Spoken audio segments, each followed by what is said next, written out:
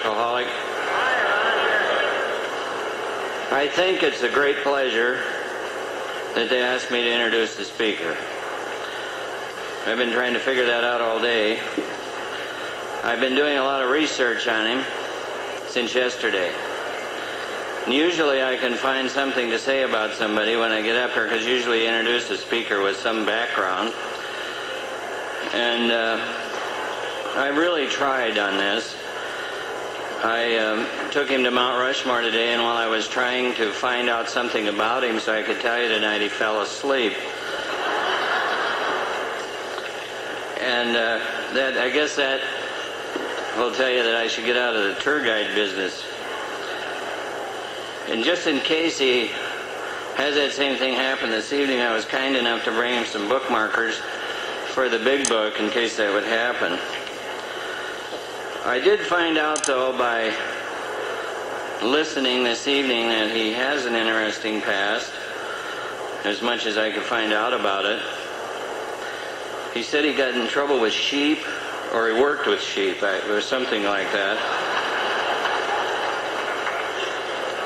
He got in the insurance business, and of course that everybody knows that would probably be his downfall. I think he's in the law business today, and it does give me great pleasure to introduce Frank from Denver, Colorado.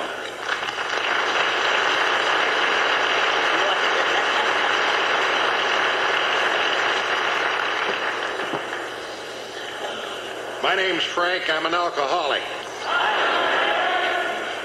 We're getting to be kind of a rare breed in AA. You got to look to find alkies now. The first thing that I want to do is thank you folks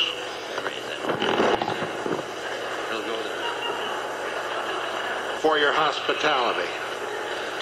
You have fed us well, you've treated us kindly and furnished us with a lovely room, and we are very grateful for that.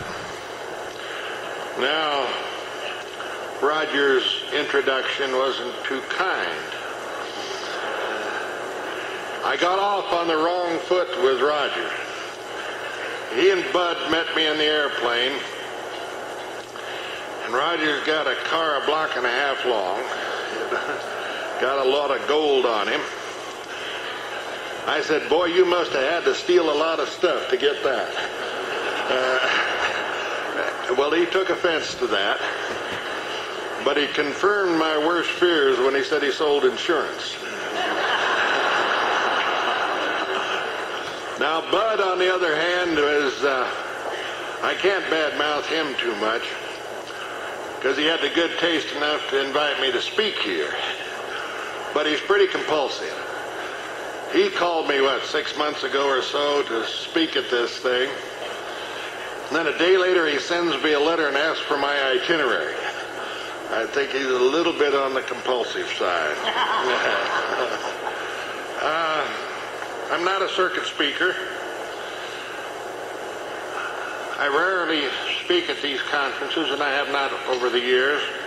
But the reason that I'm speaking is that I hate alcoholism. I hate the suffering of it.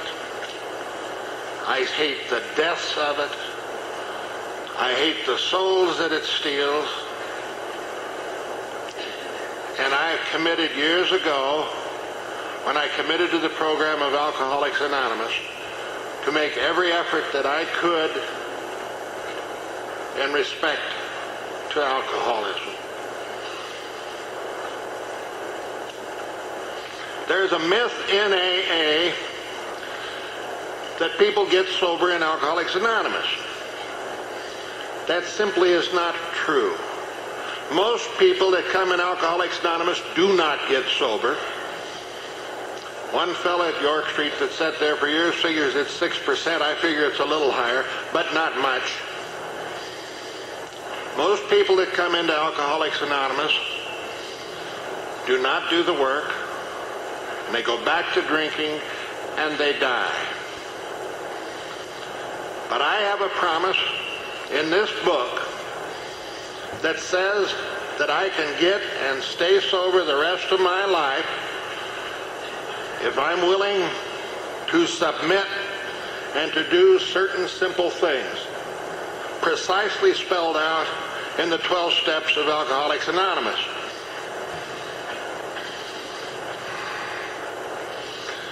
And the last reason that I'm talking is for the sake and for the love of God. Now, Roger said that I was to speak 1 hour. He said that if I spoke 5 minutes longer, he would not give me my present and my cup.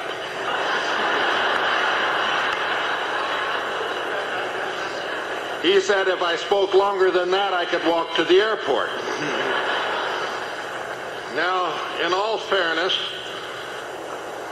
to those of not like mind, here's what I'm going to talk about. I'm going to spend a little more time on my story and my drunk-a-log than I normally do, because there's a new feeling, a new movement in AA, that you don't have to drink to get into Alcoholics Anonymous.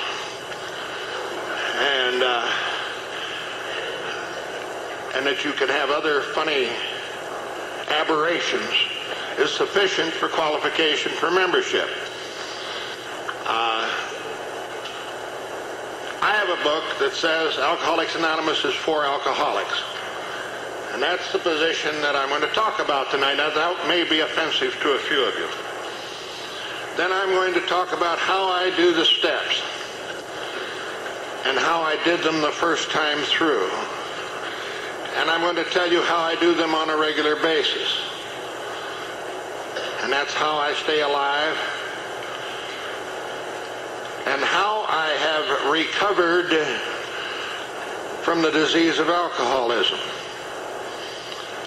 I have recovered from the disease of alcoholism.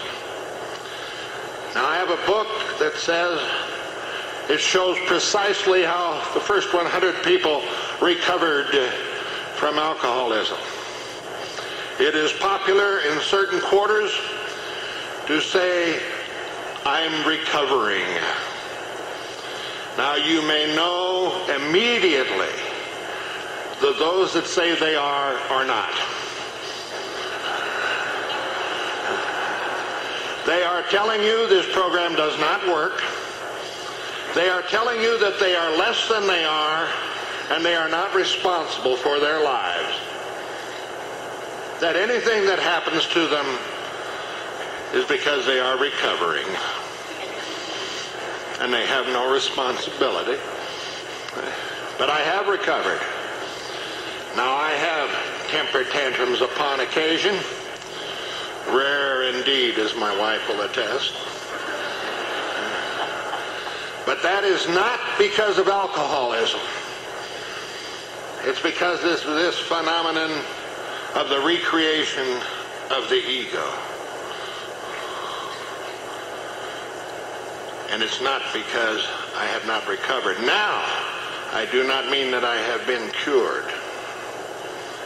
And that does not give me permission to rest on my laurels. And that if I do, that I will deteriorate and I'll move back to that state of consciousness and I'll be drunk again. Now, you'll notice that I brought my own drink. I still have that full hand syndrome. I tell you, you can tell the alkies from the winettes and the pseudo-alkies and these other people about how they hold a glass. Have you ever noticed? There's a young fella bouncing back. Here he is over there, that kid with the big blonde hair over there. Couldn't sit down last night running back and forth. Now, if he's an alkie, he's what we call the Baby Robin type alkie. All mouth and no brains.